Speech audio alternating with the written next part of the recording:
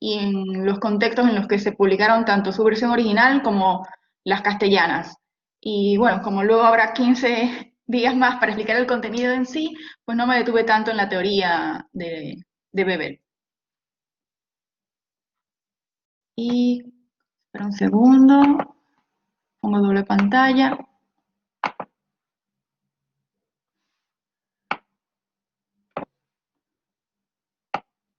Ok,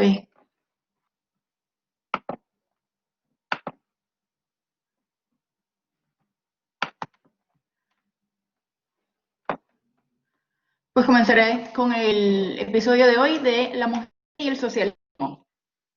Este libro fue escrito por August Bebel, que nació en Colonia, de aquella Prusia, en 1840. Tendría solo 8 años cuando Marx y Engels publicaron el Manifiesto Comunista, mas resultó ser Bebel un personaje clave fundacional en el movimiento socialista europeo. Creció entre carencias materiales y apenas pudo, viajó como jornalero, experiencia que le mostró de primera mano las penurias por las que pasaron los trabajadores y sus familias a lo largo de Prusia. Él se fue luego a Leipzig, que está al sur, siendo el de Colonia al norte. En 1861, Bebe se afilió a la Asociación Educativa de Trabajadores de Leipzig, ciudad al sur de Alemania donde se afincó. Dicha asociación fue creada por miembros de la burguesía liberal, y en 1865 se convirtió Bebel en su presidente. Sin embargo, el contexto político y económico le dio al movimiento de educación obrera una orientación cada vez más política, que se reflejaría significativamente en el desarrollo de las opiniones políticas de Bebel. Conoce a Wilhelm Leibniz en 1965 y este se vuelve amigo y mentor, ya que Wilhelm Leibniz tenía formación universitaria y le guiaba a Bebel en su teoría. Hago paréntesis aquí y aclaro que este Leibniz es el padre de Karl Leibniz, el que, el que funda la Liga Espartaquista y fue asesinado junto a Rosa Luxemburgo en 1919. Los volveré a mencionar más adelante. August Bebel, la presentación, nos quedamos por aquí todavía. August Bebel incursionó en política y es enviado a prisión en 1872 bajo el crimen de alta traición por votar en contra los préstamos de guerra que requería el plan expansionista del nuevo imperio alemán. Como parlamentario del Reichstag no le daba para vivir, se mantuvo como artesano, siendo consciente de todas las penurias económicas que tiene la clase obrera en Alemania de aquel entonces. Y hasta 1880, cuando la publicación de este libro, La mujer y el socialismo, la garantizó entonces entradas económicas. Como nos adentraron ya en el correo, este libro fue un éxito, tuvo 50 ediciones durante la vida del escritor. La última que tenemos aquí documentada es de 1909. Este texto, La mujer y el socialismo, fue una pieza clave de propaganda para el Partido Socialdemócrata de Alemania.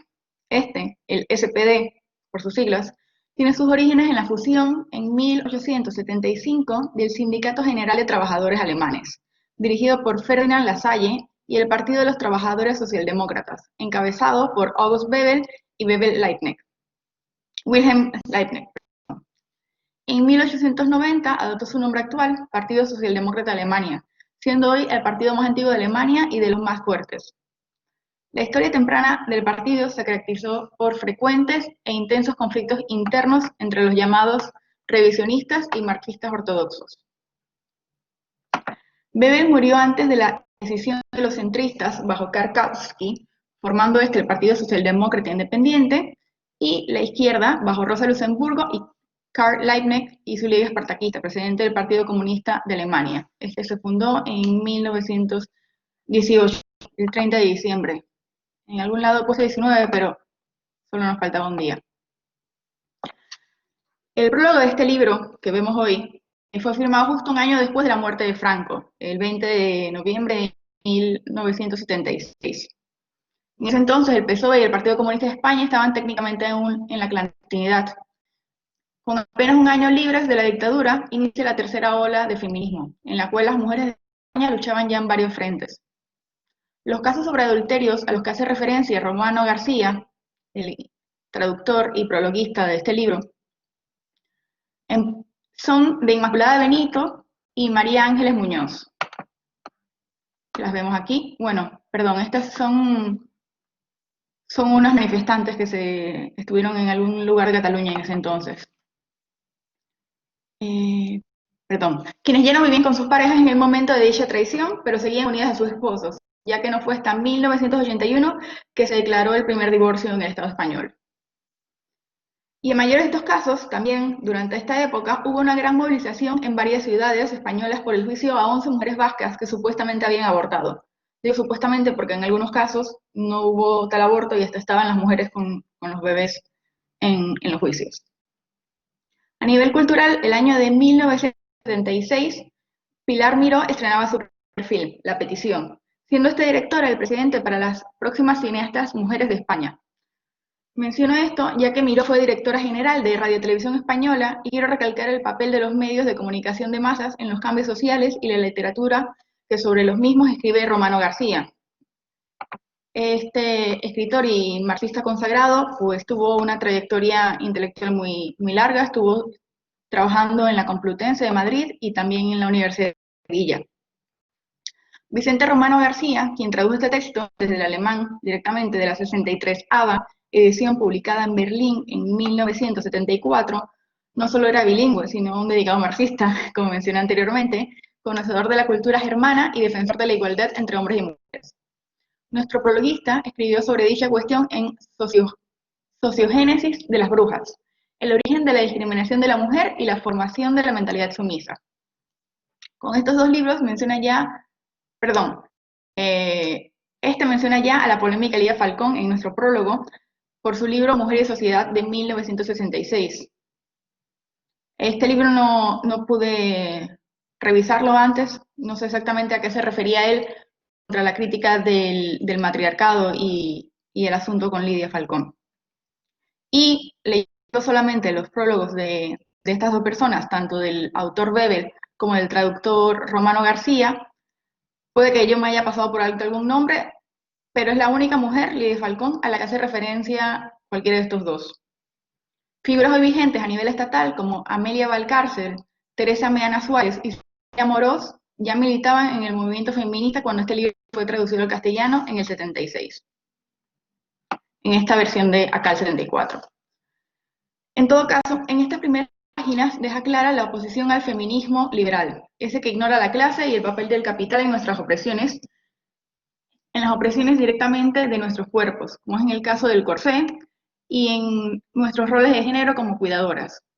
Precisamente el ejemplo temporal que da Romano García sobre el corsé y su actual desuso, actual refiriéndose al 76, pudiendo ser un hito para las feministas del siglo XIX, me sirve a mí para enumerar todos los logros que hemos alcanzado en estos más de 40 años, desde esa edición al castellano. Esas cosas que hoy vemos tan naturales y obvias, cualquier mujer puede hacer, y el que vemos que son derechos ganados, como el permiso de la maternidad o el abrir una cuenta bancaria. La primera edición española que encontré de este texto es de 1893. No sé exactamente si es la misma, porque no pude acceder al libro. Está bueno, obviamente no está en la librería, en la biblioteca para consulta. Con una advertencia preliminar de la gran Emilia Pardo Bazán.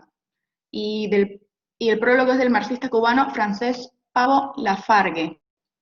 No tengo claro si fue Emilia Pardo Bazán quien tradujo al castellano esta obra, que de ella se le titulaba en aquel entonces La mujer bajo el socialismo. Podría ser que si fuera ella la traductora, ya que dominaba el alemán. En cualquier caso, esta edición no sería la extendida que estamos leyendo en el día de hoy. Según el catálogo de la Universidad de Santiago de Compostela, solo tiene 319 páginas. Supongo yo que a partir de mañana, pues ya tendremos más conocimiento sobre toda la biblioteca y los trabajos de Emilia Pardo Bazán.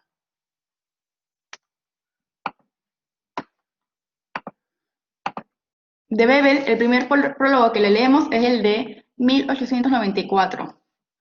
Consagrado ya como marxista a nivel internacional, lo deja claro cuando enumera las lenguas a las que se le ha traducido su libro. En ese entonces no sigue todavía el castellano, ni el español, ni ninguna lengua de la península.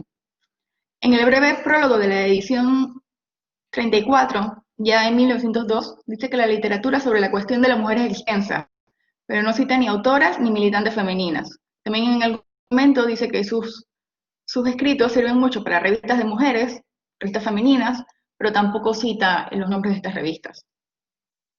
En la página 35, la primera del prólogo de la edición 50, el mismo Bebel menciona que en la novena edición explicó en contexto en el que se publicó este texto, muy poco después de la aprobación de la ley contra el peligro público de los intentos socialdemócratas, una serie de leyes aprobadas por el Reichstag a partir de 1878, después de 2 intentos de asesinar al Kaiser Wilhelm I por parte de los radicales Max Hödel y Karl Nobiling.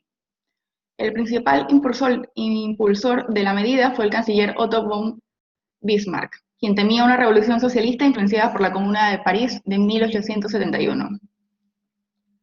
El propósito de estas leyes era reducir la fuerza creciente del entonces Partido Socialista de los Trabajadores de Alemania, que se suponía que había influenciado en Hödel y Nobiling, los que intentaron asesinar al Kaiser.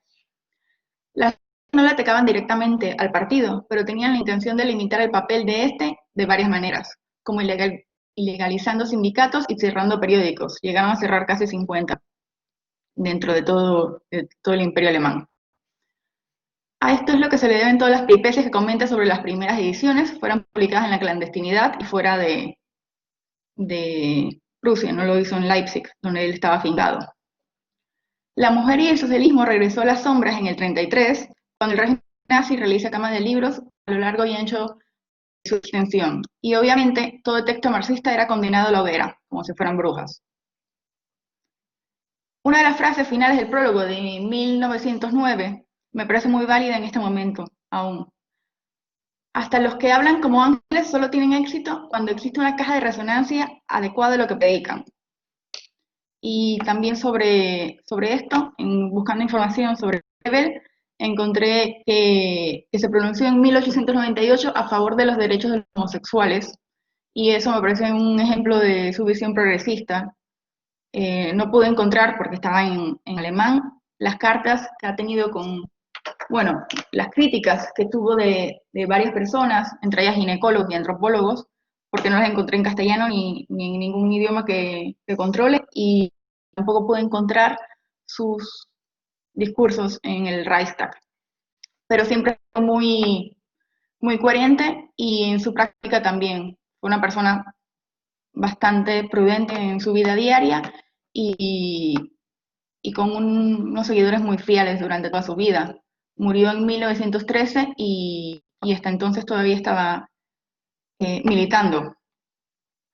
Y pues esta es la breve presentación que he hecho de los prólogos, como digo, de Bebel y del señor Romano García, que ya ha muerto en el 2014.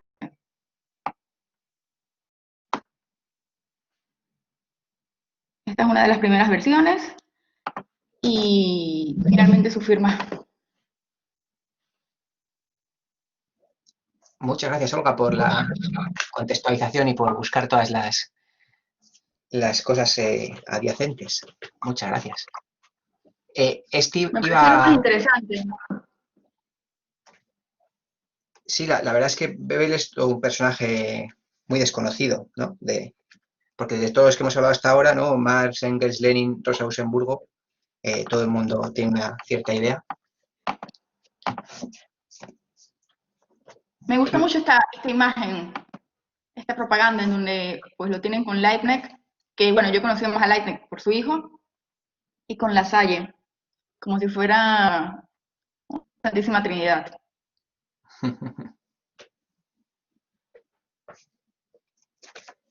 Pues me parece que este iba a presentar también otra parte, ¿no? La última parte. Sí, hago la introducción para terminar con lo que vamos a ver hoy. He preparado un par de diapositivas también. A ver. Por cierto, perdona, que ha dicho Olga varias cosas. Si era Emilia la que tradujo la primera edición, se puede encontrar por internet tiene encima un...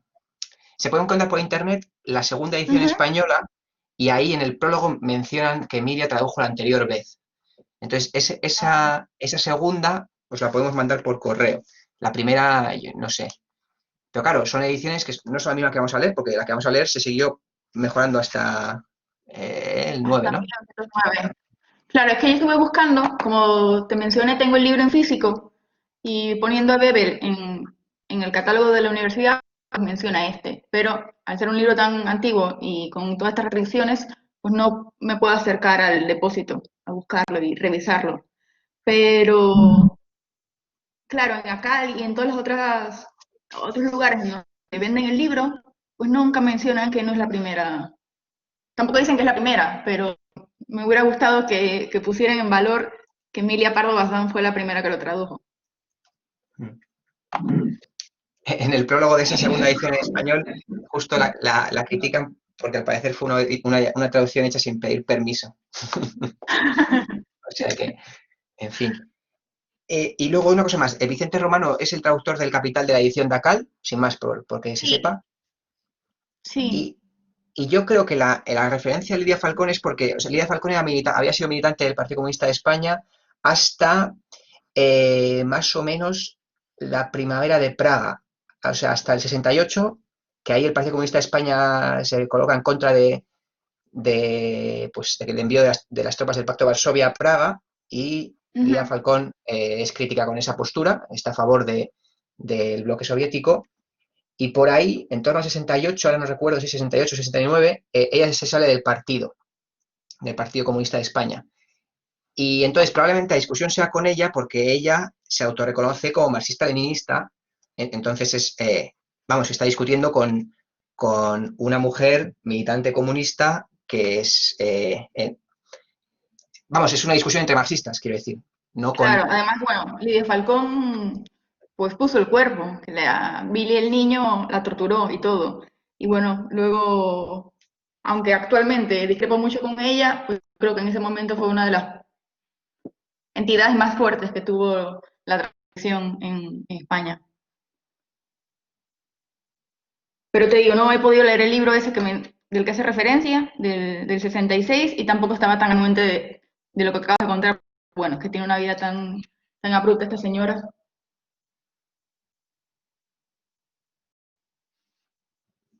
Sí, si este taller continúa otros años, igual llegamos a textos de ella.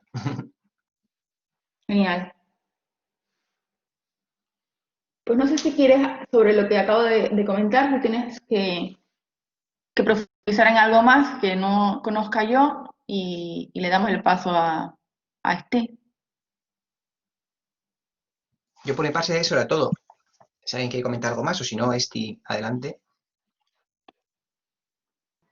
Igual también para darle a la gente tiempo para pensar, hago yo la introducción y después abrimos ronda de palabra para todos sobre las dos Sí, presentaciones. ¿Te parece? sí, Vale. Bueno, pues entonces rápidamente la introducción, los puntos más importantes a recalcar en estas páginas son, primero, que desde la óptica marxista, al analizar la cuestión de la mujer, lo que analizamos o deberíamos analizar eh, es que para terminar con la presión, explotación, etcétera, de la mujer, qué forma de organización social tiene que darse, ¿no? Entonces, podemos decir que no se analiza la cuestión de la mujer por separado del resto de cuestiones sociales, ¿no? Sino que dialécticamente con estas.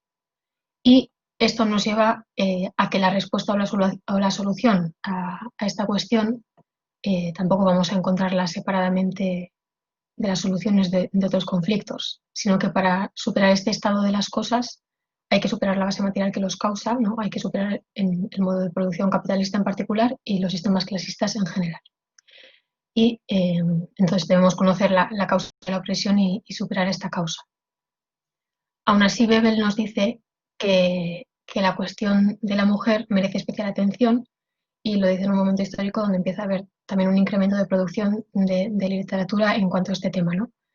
Y era en este momento y sigue siendo ahora tan importante por esto analizar la cuestión de la opresión de la mujer desde el marxismo, ¿no? Para dar una respuesta revolucionaria. Y en la cuestión de la mujer, Bebel destaca dos posiciones, así como en la cuestión social general, que también hoy en día podemos seguir encontrando, ¿no? Así que esto no es agua pasada. Por un lado están los que dicen que no hay necesidad de estudiar esto porque no hay ningún problema con la condición de la mujer en la sociedad y que las cosas son como deben ser, ¿no? Que nuestro lugar está relegado al cuidado del hogar y la familia. Y por tanto, pues, desde esta postura se decide ignorar la situación de millones de mujeres que, por un lado, se encontraban ya incorporadas al trabajo productivo y vivían explotadas por el capital, al igual que cerraban los ojos ante la explotación también de la clase obrera en general, y en segundo lugar, pues cerraban los ojos o ignoraban la situación de miseria de millones de mujeres dentro del matrimonio y en cuanto a las relaciones desiguales que se daban con el hombre, ¿no? Pero por otro lado también estaban los que reconocían que en ningún sistema anterior se había dado que haya tantas mujeres en una situación tan insatisfactoria en comparación con el nivel de desarrollo cultural de esa misma época. Y por eso admiten la necesidad de mejorar esta situación. Y aquí, entre otros sectores, pues pone a Bebel al movimiento femenino burgués. Para estos que defienden esta segunda postura, la cuestión de la opresión de la mujer se solucionaría en general con la concesión de derechos políticos, el acceso a puestos de trabajo que eran exclusivos para hombres, etc., ¿no? Entonces, la solución definitiva para terminar con la situación de opresión de la mujer para estos es la igualdad de derechos burgueses entre los hombres y las mujeres. Pero como podemos ver, esta solución no trasciende el orden social capitalista, que es perfectamente compatible con lo que proponen y vemos efectivamente que ha avanzado hacia aquí. No hay una propuesta de superación del modo de producción capitalista y de los sistemas clasistas que en últimos términos, como ya hemos dicho, son los que perpetúan esta opresión. No se da este análisis de fondo. Y suponiendo, como dice Bebel, que llegara a esta equiparación de derechos burgueses entre el hombre y la mujer, esto no acabaría con la situación de explotación y miseria en la que viven gran mayoría de mujeres, ¿no? Como dice, el que unas pocas alcancen la igualdad de derechos no afecta, no cambia la situación del sexo femenino en general. Esto también podemos verlo en un discurso que se repite en varios feminismos, el acceso de mujeres de algunas posiciones sociales a algunos derechos, ¿no? Puestos de trabajo, etcétera. Y nada, aquí se esconden, lo que se hace es esconder la cuestión de clase, no se menciona, pero está ahí, porque es perfectamente compatible con el capitalismo, por ejemplo, que algunas mujeres accedan a algunos puestos de poder, como podemos ver en caso de presidentas de países o de grandes multinacionales, por ejemplo, pero por el contrario no se permite que mujeres y hombres proletarias accedan a estos puestos. Y bueno, las mujeres, dice Bebel, que sufrimos doblemente. Por un lado, las mujeres en general por la dependencia social de los hombres, primero del padre y luego del marido, cosa que no se elimina con la equiparación de derechos. Y por otro lado, por la dependencia económica en la que nos encontramos también en general las mujeres, pero sobre todo las mujeres proletarias, ¿no? Al igual que la dependencia económica del proletariado en general.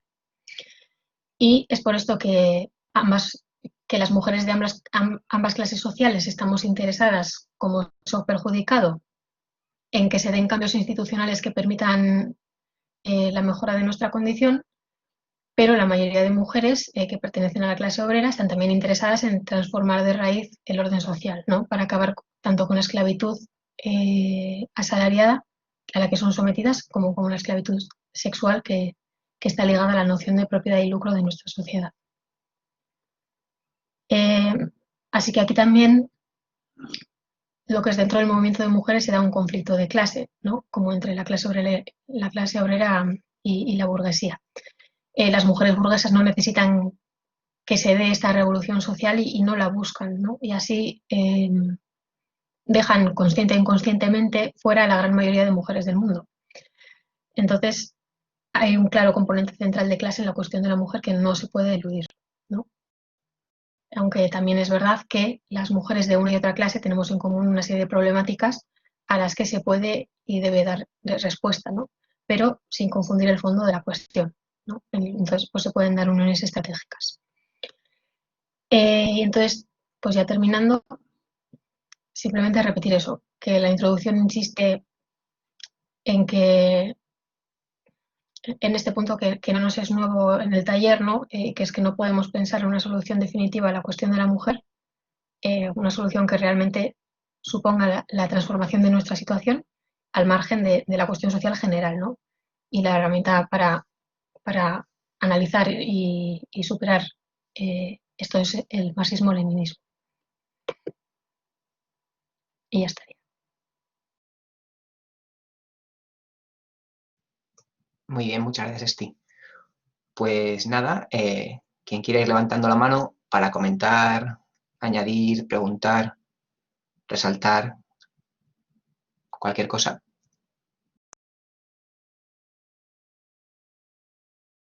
Adelante, Carlos.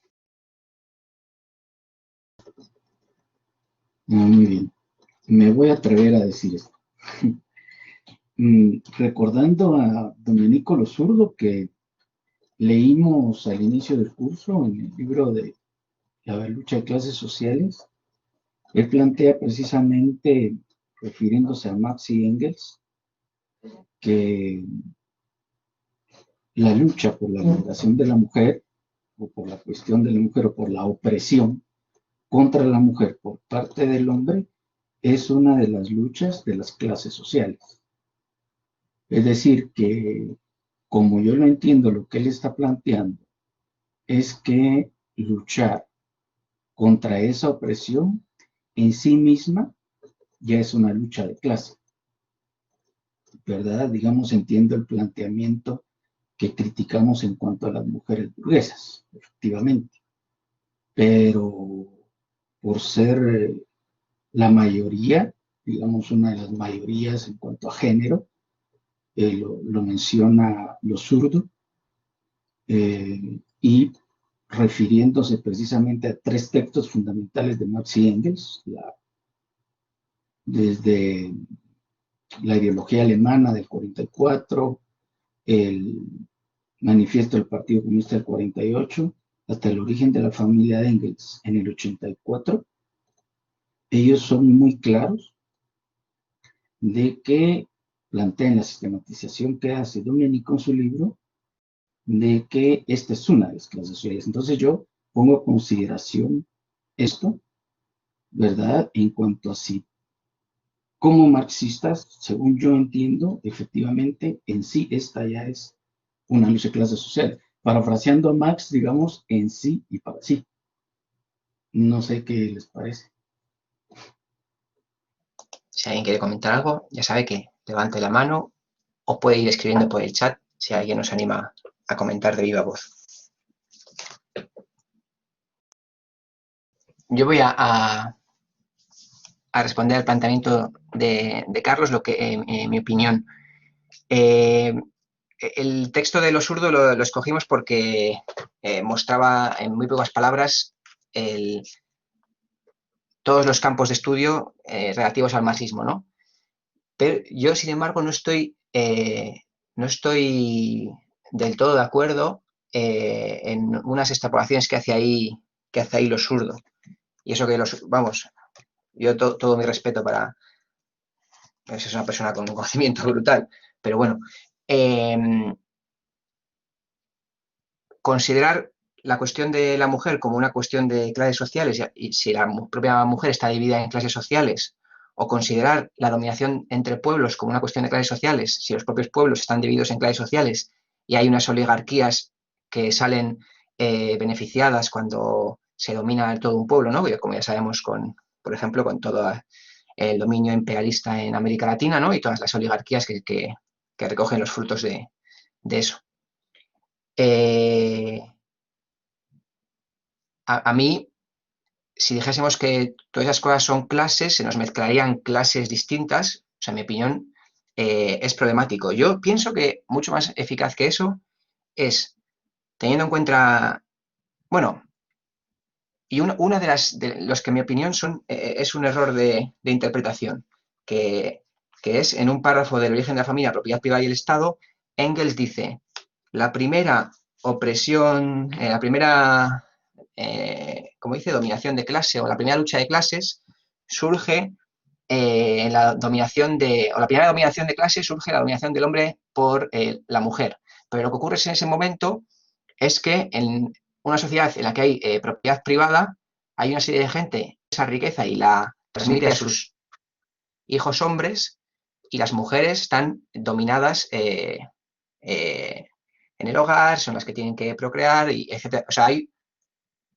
los hombres constituyen una clase y la mujer constituye otra. Hay una identidad entre clase y sexo. Pero eso después, con la aparición de las diversas clases, ya no ocurre. Y entonces a mí me parece mucho más pertinente, siguiendo el hilo de la ideología alemana y de la concepción materialista de la historia, pensar que con la división del trabajo sí que se generan diferentes situaciones de muy diferente tipo. Porque puede haber división del trabajo sin ningún tipo de dominación ni jerarquía. O sea, la división del trabajo entre un dentista y alguien que opera el corazón, cada uno se encarga de unas cosas y ambos dos son fuerza de trabajo altamente considerada, etcétera, etcétera, ¿no? Entonces, el hecho de que exista división del trabajo no es automáticamente una dominación de ningún tipo. Entonces, en mi opinión, decir que la mujer es una clase social cuando las mujeres son clases sociales diversas y antagónicas, ¿no? Pues sería contradictorio. Es mucho más eficaz decir que si en el trabajo doméstico hay una división del trabajo sexista que implica que las mujeres en general pues tengan acceso, bueno, a salarios más bajos, jornadas temporales, y entonces las mujeres obreras en general están en peores condiciones más precarias que los hombres obreros, ¿no? En general. Pues yo creo que la clave es esa, es analizar las relaciones laborales y todo tipo de contradicciones que haya, viendo siempre que el antagonismo de clase fundamental es el de capital-trabajo, pero no es el único. Eso es un antagonismo dentro del modo de producción capitalista, ese no se puede resolver en el marco, pero hay otras muchas contradicciones en la sociedad, de muchos tipos. También está la contradicción campo-ciudad, y no por eso la gente que vive en el campo es otra clase que la gente que vive en la ciudad. En el campo también hay burguesía y hay proletariado. El proletariado del campo tendrá unas condiciones distintas que el proletariado urbano, ¿no? Entonces, me parece que la respuesta tendría que ir por ahí. Sí, Bernardo, adelante.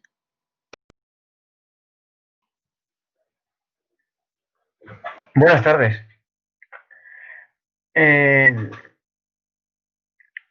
Yo quería, pues, destacar también. ¿Se me escucha? Sí, se te escucha bien. Gracias. Yo quería destacar también en la parte de los prólogos, en el primer prólogo de Vicente Romero, destaca que el escrito de Weber es un estudio de cómo la situación de la mujer y las relaciones de la familia han ido cambiando a medida que lo ha hecho el modo de producción. Además, también indica en el prólogo que desmitifica muchos de los valores que nuestra tradición cultural nos ha presentado siempre como algo eterno, dado de una vez para siempre. Y además es que es una cuestión que está muy de actualidad en este momento. A mí me ha parecido el texto muy interesante, lo que he leído hasta el momento, porque tiene una aplicabilidad directa en este momento a la hora de poder aplicarlo en nuestra realidad concreta. Por ejemplo, el tema del cambio de las formas de familia, cómo éstas se han ido desarrollando a lo largo de que se ha ido cambiando el modo de producción, incluso en España, en los últimos años, cómo ha ido cambiando, se podría estudiar de forma actual cómo ha ido cambiando de esa familia extensa de a principios de lo mediado, antes de terminar la dictadura y al principio, y una vez entrada la democracia, cómo se ha ido modificando hacia otras formas de familia, donde la mujer pues todavía sigue teniendo unas una situación de desigualdad, de opresión, de dificultades de acceso al trabajo que tiene que ver pues con el modo de producción que seguimos manteniendo y que se sigue desarrollando y que también se ha ido desarrollando el propio capital de una forma determinada desde aquellos años hasta ahora. Y luego, en esa línea, cuando en el resto de prólogos ya de Bebel critica o replica a los diferentes autores, a otros científicos, sobre cuestiones como, por ejemplo, cuando habla de este autor alemán, Ziegels, donde habla que, dice Ziegels que la relación entre el hombre y la mujer es una costumbre basada en la naturaleza, que surgió por motivos aparentemente psicológicos como el amor, los celos, la nostalgia. Y luego habla también este autor del matrimonio como un compromiso público del hombre con los deberes que tiene con la mujer y hablando de la monogamia como una costumbre basada en la naturaleza. Cuando, además también de muchísima actualidad ahora mismo, porque gran parte de los prejuicios que tenemos o de nuestra base cultural, pues heredada de muchos años, es pues el carácter pues natural de las relaciones familiares, que todo se queda en casa, que todo queda en la privacidad de la vivienda, que está todo muy relacionado con el tema de la violencia de género, con el tema de los malos tratos, con el tema de la violencia intrafamiliar, y eso es una cuestión que pues está muy arraigada también ahora mismo en nuestra actualidad y que Bebel pues ahí sí les critica y les refuta en diferentes partes del prólogo de la 25 edición, hablándoles de las diferentes cuestiones y cómo habla que cómo puede ser una relación basada en la naturaleza y que necesite luego pues un compromiso público del hombre para respetar a la mujer, como es un matrimonio, una institución coercitiva legal, y aquí les habla y les replica hablando de la poligamia que aparece ya en el Viejo Testamento, hasta el rey Selamón, y etcétera, etcétera, a lo largo del prólogo. En definitiva, a mí me ha parecido esta parte del texto muy interesante, que tiene mucha aplicabilidad ahora mismo y que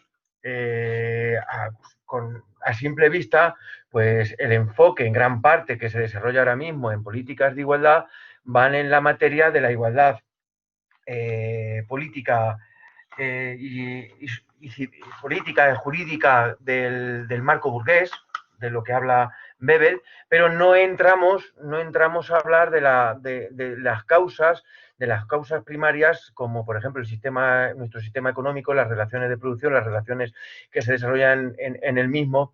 No habla de esas causas, sino seguimos basando pues en la misma cuestión que se hablaba entonces, y que la situación, pues aunque cualitativamente ha cambiado mucho y no estamos en aquellos años, en este momento, por ejemplo, en España, pero sí sigue siendo un texto con una vigencia y de un enfoque que nos guía para poder hacer análisis en este momento, pues no digo ya similares, pero sí muy parecidos, porque entramos de lleno en una cuestión que ahora mismo, pues solamente con ver el paro que hay ahora mismo, el paro femenino, pues demuestra que esa igualdad legal que está establecida en el ordenamiento jurídico, pues no ha permitido que el acceso de la mujer al mercado de trabajo pues sea en las mismas condiciones y en las mismas particularidades que el hombre. Y dentro de eso, pues la explotación que existe y la precariedad que existe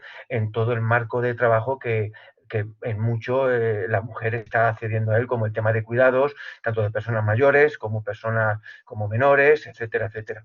Me ha parecido el resumen que habéis hecho pues muy, muy concreto y que resume muy bien el prólogo y la introducción.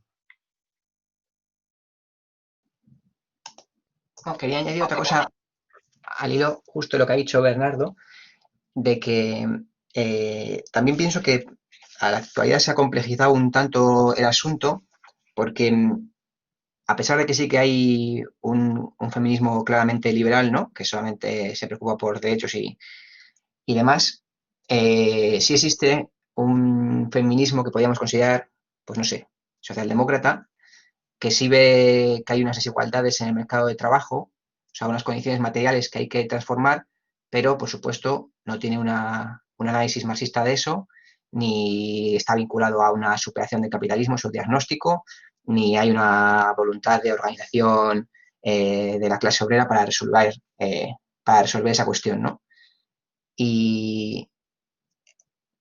Pero sí hay un feminismo que se fija en estas cuestiones y plantea que hay que resolverlas. Las cuestiones, por ejemplo, eso del mercado de trabajo y los niveles de salario. Bueno, yo no me refiero a ninguna teoría en particular, por ejemplo, pero bueno, cada vez que sale la cuestión de la brecha salarial, pues es un ejemplo de que ahí no se está pensando solamente en derechos, se está pensando en que estructuralmente las mujeres ocupan unos puestos de trabajo y unas jornadas laborales que hacen que tengan menos salario al final de mes. Claro, lo que pasa es que si te haces ese análisis aislado, sin analizar el conjunto del modo de producción capitalista y considerar cómo son las unidades familiares y cómo las mujeres jóvenes nada más tienen un hijo, pasan de jornada completa a media jornada y que esto para solucionarlo pues haría falta guarderías y que para hacer guarderías hay que hacer falta por lo menos dinero público y que para dinero público hace falta enfrentar el capital y que el capital no solamente con el estado del bienestar no lo superamos, sino que solamente nos permite un margen muy estrecho de derechos y en cualquier momento se pueden caer abajo, que la opción es superar el modelo de producción capitalista. Bueno, pues todo esto no, hasta aquí no llegan, pero sí que ven desigualdades materiales, ¿no? No se quedan solo en los derechos, sino que van más allá. Incluso un feminismo que se declara anticapitalista, pero sin que defina cuál es su praxis para construir una fuerza que consiga realmente que ese anticapitalismo sea políticamente efectivo y que también con la misma idea de anticapitalista pues ya es de por sí, no es marxista, ¿no? Anticapitalista es el feudalismo es anticapitalista, el socialismo busca superar el modo de producción capitalista, ¿no? No es no actuar contra él. Sí, Bernardo. Sí, solamente hacer una pequeña reseña porque yo he hecho algunos cursos sobre el tema de igualdad de género en el marco del tema de política de igualdad en centros de la mujer, en cómo se desarrollan servicios sociales, en el tema laboral, etcétera. Y cuando se descargan los documentos que vienen de todo, de la materia que se estudia y luego pues, los casos prácticos que incorporan, etcétera, y no viene absolutamente bien, prácticamente autores como como Bebel, con esta obra, no aparecen, no se les refiere, no se les refleja, igual que tampoco aparece en ningún momento a Engels con la obra del origen de la familia, la propiedad privada y el Estado, con lo cual, aunque sí se hace referencia más que directamente de refilón a cuestiones que entroncan y que están sacadas pues, de autores socialistas, comunistas, pero no se les hace una referencia directa pues, de ninguna manera. Yo leyendo los libros tanto de este autor como, por ejemplo, la propiedad privada, el origen de la propiedad privada, la familia, propiedad privada y el Estado, pues me ha extrañado mucho que todos estos cursos, todos estos seminarios, todas estas horas y horas de formación que se da, en ningún momento hacen ninguna reseña, ningún tipo de nombramiento ni a Engels, ni a Bebel, ni a los autores que se están viendo tanto en este curso como se han visto también en el seminario sobre Engels, etcétera. Así que es muy curioso que se utilice parte de la teoría, pero se esconda de dónde viene, quién la hace y en qué soluciones ponen a los problemas de la mujer. Bueno, leo lo que pone en el chat para que quede luego para el vídeo. Se comenta, pero pues actualmente hay muchas teóricas que se reivindican como feministas marxistas, ¿no? Y su diagnóstico sí parte de un materialismo histórico y de usar categorías de la crítica de la economía política.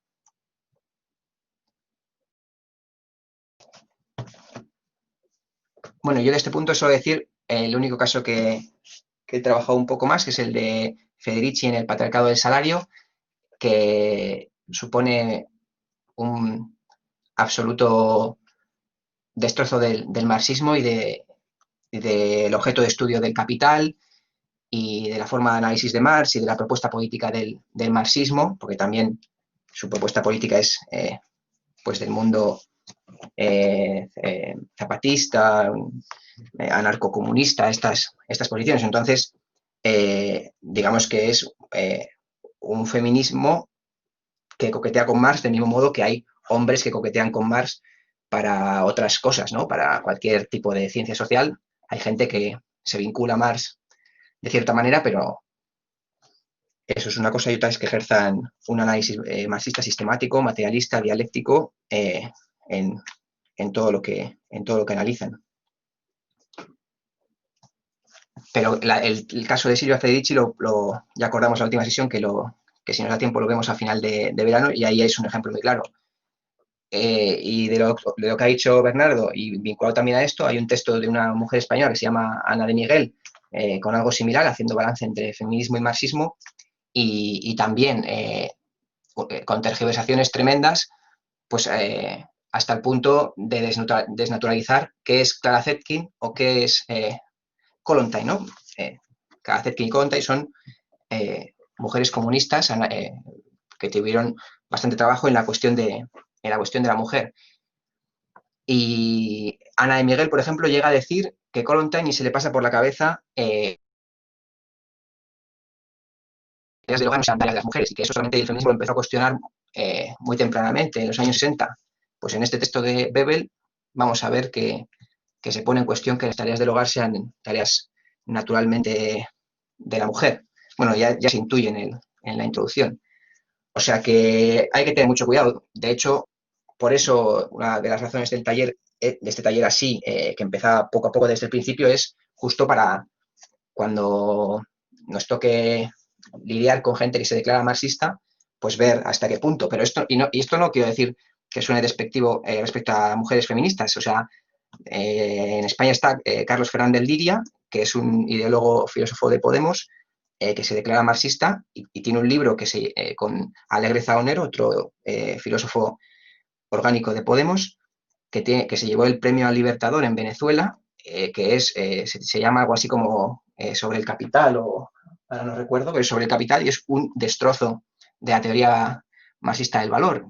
Y ellos llegan incluso a decir que en Marx no hay dialéctica, o sea, que esto pasa en todos los campos del pensamiento y de la acción. De hecho, lo que dice Lenin hacia 1910 es que el liberalismo ha entrado en tal fase de degeneración y de descrédito que tiene que vestirse de marxismo. Y desde el principio del siglo XX ya se ve que desde el supuesto marxismo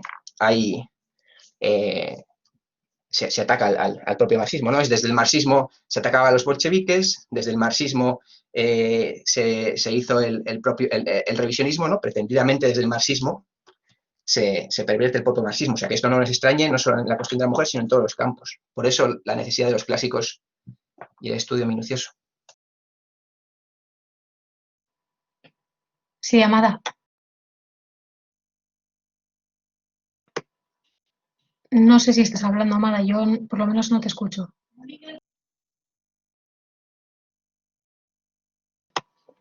Sí, puedo escuchar, ¿eh? No sé si soy solo yo. No se escucha y no se pone el micrófono en negro, o sea, como que el micrófono no está captando el sonido. Bueno, mientras Amada lo soluciona, o sea, me acuerdo cuando mandamos el vídeo de Carmen Parejo en el curso de Engels, cuando se habló de la cuestión de la mujer, de volver a Marx, al final en el debate me parece que, no sé si llegasteis a verlo, pero me parece que Carmen explicó bastante bien los peligros de hablar de marxismo feminista, siendo pues dos teorías en muchos casos opuestas, ¿no? Y que proponen soluciones muy contrarias. Entonces me parece que está interesante el análisis que hizo Carmen sobre esto. Sigues con el micrófono en blanco, Amada. O sea, sale que estás conectada, pero no sale en negro. Bueno, mientras tanto, vuelvo a mandar el vídeo porque no sé si todos los que estamos ahora estuvimos cuando mandamos el mail con el vídeo de Carmen. Va, pues yo voy a abrir otro debate. A ver qué. ¿Esto es netamente cierto? Por ejemplo, ¿no altera la situación general del sexo femenino la admisión y ampliación de derechos dentro del marco del modo de producción capitalista? O sea, el sexo femenino, las mujeres están igual ahora que a finales del siglo XIX.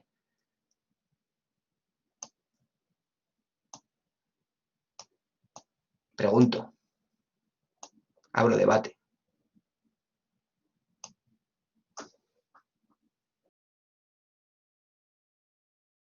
Bueno, digo esto porque, o sea, vamos a discutir sobre el propio texto. Dice Bebel en la página,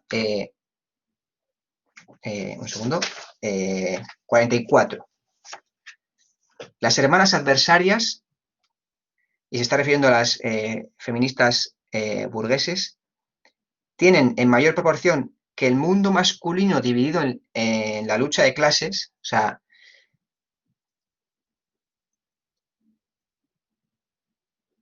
no, perdón.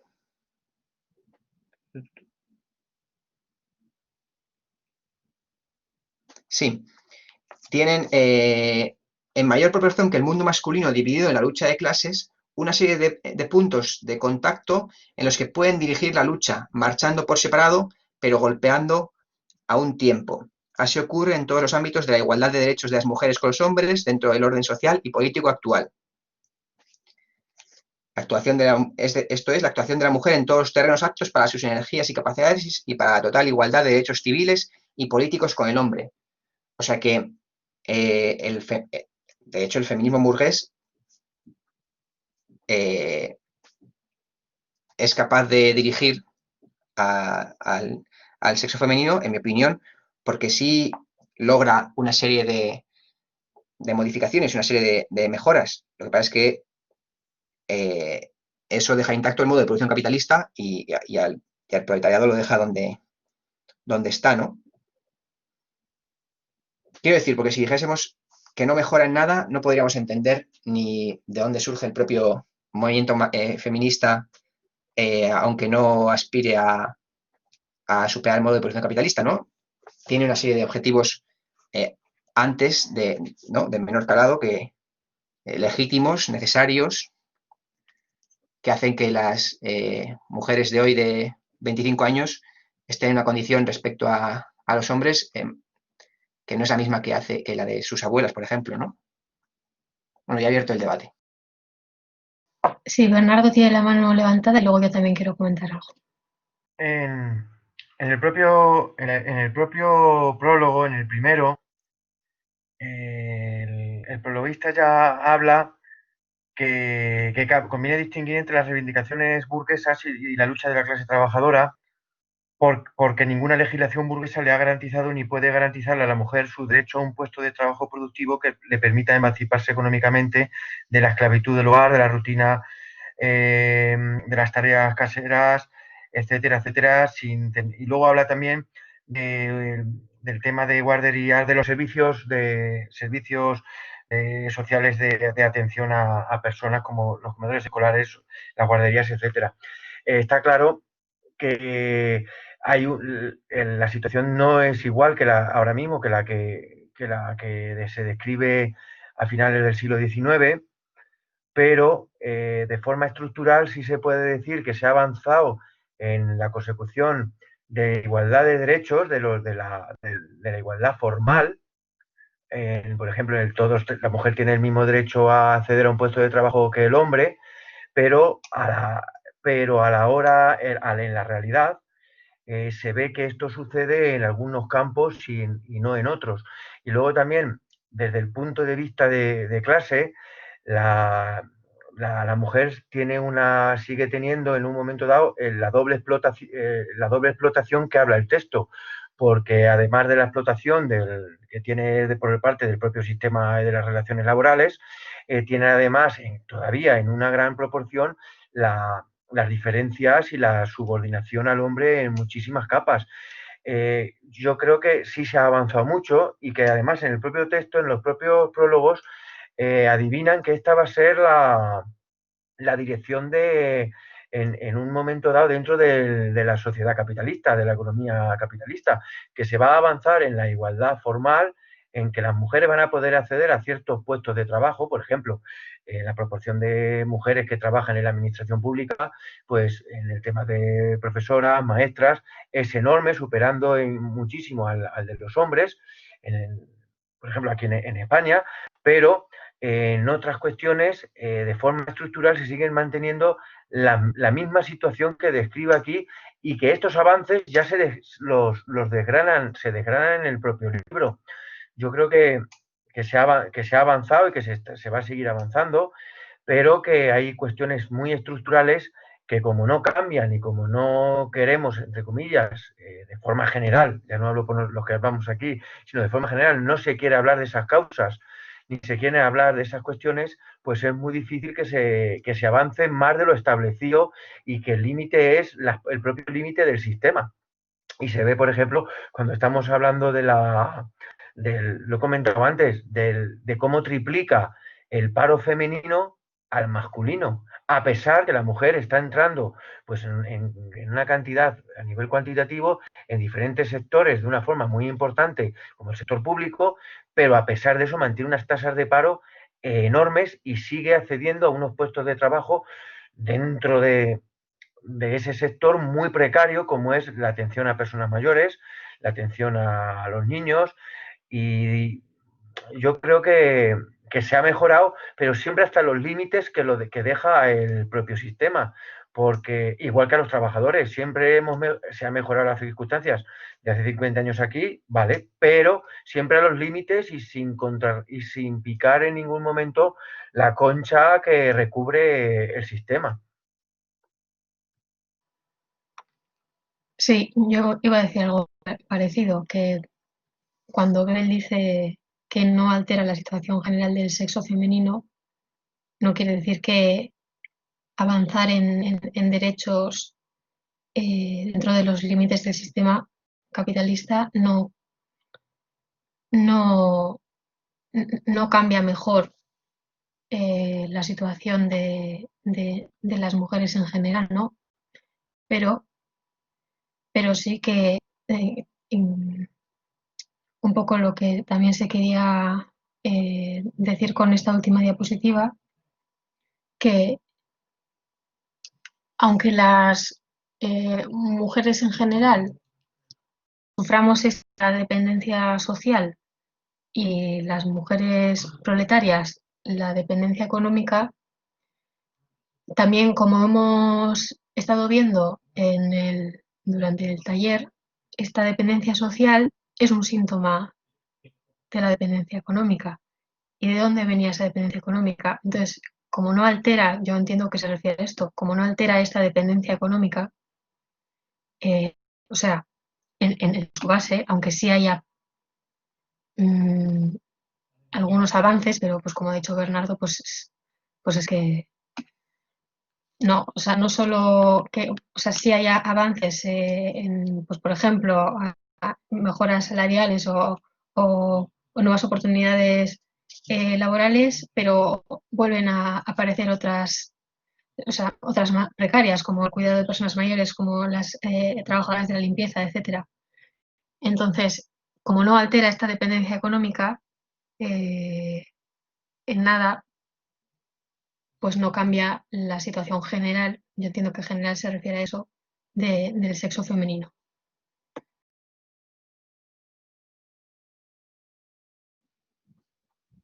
Voy a leer el comentario que se ha puesto en...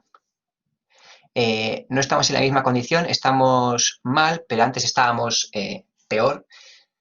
Además, el consumismo y la supuesta liberación sexual nos han vendido unos ideales que son en realidad opresiones. opresiones que no había en 1879, por la fecha del texto este.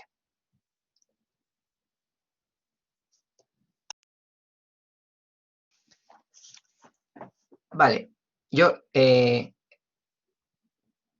primero sí, estoy de acuerdo con lo que habéis planteado, también con la cuestión de la mejora también de la clase obrera en ciertas condiciones, aunque también eso va acompañado, sabemos que va acompañado de la concentración de capital y que la burguesía acumula hoy mucha más riqueza que también que en el siglo XIX, ¿no? Entonces la alta burguesía es mucho más rica, o sea que la clase obrera se ha mejorado algunas cuestiones de derechos y de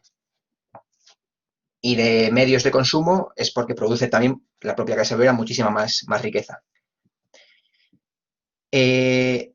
Pero, o sea, la frase esta de Bebel discutiendo sobre el texto, la página 43, es el párrafo, si contamos el párrafo que viene de la página anterior, es el 1, 2, el tercer párrafo, la frase de abajo, ¿no? Ella no altera en nada la situación general del sexo. Pero el párrafo este está hablando de la igualdad de derechos con los hombres. Y la frase previa dice: a la gran mayoría de las mujeres les es indiferente que unos cuantos miles de compañeras de la capa superior, bla, bla, bla, practiquen la medicina, una carrera científica o administrativa cualquiera. Ello no altera en nada la situación general del sexo. Esa es la cuestión. Yo lo digo porque al hilo del párrafo que está partido entre la página 42 y la página 43, se comenta que si en las circunstancias dadas la admisión de las mujeres a todas las actividades industriales ha de tener el efecto de que se acentúe cada vez más la lucha competitiva de la fuerza de trabajo, y el resultado final es disminución de los ingresos para la fuerza de trabajo femenina y masculina, ya sea en forma de honorarios o sueldos. Y este fenómeno, esto está registrado, o sea, el hecho de que hoy en día la familia obrera necesita 2 sueldos es un hecho. Pero claro, esta cuestión de que aquí Bebel está dando como hipotética, ¿no? En circunstancias dadas, alteraría aspectos como el del párrafo otro de la dependencia material de la mayoría de mujeres casadas respecto a sus maridos. Eso lo viene a alterar. Y que, en mi opinión, eso es uno de los hechos materiales más importantes desde 1970 hasta la actualidad. Entonces, aquí hay un cambio material por el avance de las relaciones de producción capitalistas en absorción de fuerza de trabajo femenina, reducción del valor de la fuerza de trabajo, en el sentido de que ahí sí hay mucha más oferta, y entonces sí, también una modificación, las modificaciones que hemos visto durante el siglo XX en la cuestión de la mujer, explicadas justo por estas transformaciones materiales que aquí Bebel trata como hipotéticas, porque todavía en su momento no dan, pero ya nos dice cuál sería la consecuencia en el valor de la fuerza de trabajo. Olga María. Sobre el párrafo que acaba de mencionar David, aquí dice: a la gran mayoría de las mujeres les es diferente que unos cuantos miles de sus compañeras pertenecientes a las capas pertenecientes a las capas mejor situadas de la sociedad lleguen a la enseñanza superior, etc. Pues a mí me parece que, aunque obviamente hay mujeres en cargos de poder en el día de hoy que son terribles para la población en general, sí que hay muchos ejemplos de mujeres que aún en posiciones acomodadas, como Emilia Pardo Bazán, que acabo de mencionar, o Concepción Arenal o Dolores Aleu, pues ellas, al darse a nivel individual, sí pusieron en mejores condiciones a las mujeres en el futuro. Por ejemplo, Dolores Aleu pues se volvió ginecóloga y atendía de gratis a prostitutas. Y Concepción Arenal, que tampoco tuvo ningún problema económico siendo joven, pues visitó cárceles de mujeres aquí en Galicia y les mejoró las condiciones de vida. O sea, no se las mejoró directamente, pero sí puso en valor eso.